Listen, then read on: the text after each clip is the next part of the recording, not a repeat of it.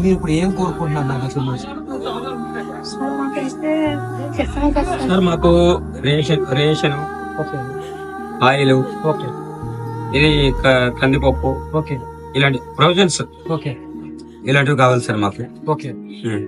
నేను గెలిచిన ఓడినా ఖచ్చితంగా మీ సమస్యల మీద నేను పోరాడతాను. Thank you sir. ఎలక్షన్ తర్వాత నేను వస్తాను. Thank you sir. మీ సమస్యని పెందుకు నియోజకవర్గం ఎంఆర్ఓ గారికి, విశాఖపట్నం కలెక్టర్ గారికి అన్ని పేపర్లు వచ్చేలాగా అవసరమైతే మీ వాళ్ళు మీ ఎంతమంది ఉంటారో అంతమంది తీసుకెళ్ళి మీకోసం నేను ధర్నా చేస్తాను. మీరు ఓడరు సార్. నేను వీడియో కూడా చేస్తాను. ఖచ్చితంగా ఆ వీడియో అన్ని ఛానల్లో పెడుతున్నాను. నేను ఖచ్చితంగా మీకోసం నేను పోరాడతాను. మీలాంటి వ్యక్తుల కోసమే నేను రాజకీయాలకు వచ్చాను. Thank you sir. ప్రాంతాలు తిరుగుతాను. అటు తెలంగాణ వెళ్తాను, ఇటు మన విశాఖపట్నం ఏజెన్సీ వెళ్తాను, చింతపల్లి, నర్సీపట్నం, సీలేరు, దారకొండ, అనేక కార్మికులు కావచ్చు, అనేక వర్గాలు ఉంటారు. సో వీళ్ళందరితో కోఆర్డినేట్ చేయాల్సి ఉంటుంది. వాళ్ళకి మీలాంటి బాధ్యత ఎంతో మంది ఉంటారు సార్. సో వీళ్ళందరినీ నేను కలుసుకుంటాను కాబట్టి కొన్నిసార్లు నేను కలవడం లేట్ అవ్వచ్చు, నేను అనుకున్నది చేయడానికి లేట్ అవ్వచ్చు. బట్ ఖచ్చితంగా నేను ఒక చోట రెండు చోట్ల అయితే కావచ్చు సార్. చోట తిరుగుతుంటారు కాబట్టి లేట్ అవ్వచ్చు, ఒక 2 రోజులు లేట్ అవుతుంది కాబట్టి ఖచ్చితంగా నేను అనుకున్నాను, మీకు చేస్తానని చేశాను.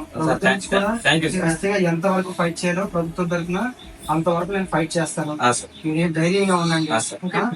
మీరు అందరూ మీ వాళ్ళు ఎవరైతే ఉన్నారో వాళ్ళందరినీ కోఆర్డినేట్ చేసి లిస్ట్ తయారు చేస్తే పొద్దున వాళ్ళందరికీ ప్రభుత్వం నుంచి సాయం ఏ రకంగా అందించాలనేది మనం ప్రభుత్వం దృష్టికి తీసుకెళ్ళగలుగుతాం. కాబట్టి ఆ లిస్ట్ చేసే బాధ్యత మీదే. ఓకే, ఎందుకంటే మేము ఐడెంటిఫై చేయలేం కదా. మీరు ఐడెంటిఫై చేయగలిగితే మీరు ఎక్కడ చేస్తే నాకు కొంచెం మనం రిప్రజెంటేషన్ ఇచ్చినప్పుడు కొంచెం డాక్యుమెంట్ గా క్లియర్ గా ఉన్నప్పుడు మనకి పని తొందరగా అయ్యే అవకాశం ఉంటుంది. అవును సార్. Thank you sir. చెప్పమ్మా, మీరు ఏం చెప్పదలుచుకున్నారు? మీరే అంటే మాకు ఇలా అప్పుడు ఈ ప్రోగ్రామ్స్ చేస్తేనే మాకు ఇలా అమౌంట్ వస్తుంది సార్. మాకు గవర్నమెంట్ నుంచి కానీ వేరే సంస్థల నుంచి కానీ వేరే ఇబ్బంది వస్తుంది సార్. ఇంట్రెంట్ చాలా ఇబ్బంది. ఇప్పుడు ఈ ఇల్లు ఖాళీ చేసాం అనుకోండి, ఎక్కడ వచ్చే చిన్న ఇల్లు దొరికితే ఈ సామాన్యాన్ని పెట్టుకోవడానికి మాకు చాలా ఇబ్బంది అవుతుంది. ఇది మాకు కంఫర్టబుల్ గా ఉంది. ఓనర్ ప్రెజర్ ఎక్కువగా ఉంది. అంటే ప్రతిరోజు వస్తున్నాడు. అంటే ఏంటంటే మాకు ఇప్పుడు వర్షాలు పడ్డాయనుకోండి సార్, వర్షాలు పడ్డాయనుకోండి ప్రోగ్రామ్ జరగదు. వర్షాలు పడినప్పుడు ప్రోగ్రామ్ చేయలేము కదా. ఆ ప్రోగ్రామ్ డబ్బులతోనే ఇంట్రెస్ట్ కట్టుకోవాలి. అవును సార్. అంటే ఇంతకుముందు 5,000 ఉండేది, పెంచేశారు. ఒక గవర్నమెంట్ నుంచి ఏదైనా భవనం ఉంటే బాగుంది. ఇలాంటిది ఏదన్నా భవనం ఉంటే బాగుంది. అలాంటిది ఏదైనా అంటే మీ పరిధిలో ఉన్నంత వరకు. అదే నాకు అర్థమైంది.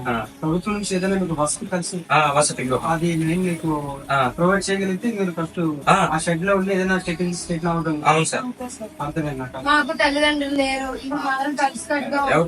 తల్లిదండ్రులు లేరు సార్. Okay okay. నేను ఎన్ని రకాల ఫైట్ చేయాలో అన్ని రకాల ఫైట్ చేసే మీరు చెప్తున్న ప్రతి అంశం మీద కూడా ఒక్కొక్క పాయింట్ మీద 10 పేపర్లు రాయగలిగే మైండ్ సెట్ నాకు ఉంది. మీరు చెప్తున్న ఒక అంశం మీద 10 పేపర్లు రాయగలిగే మైండ్ సెట్ నాకు ఉంది.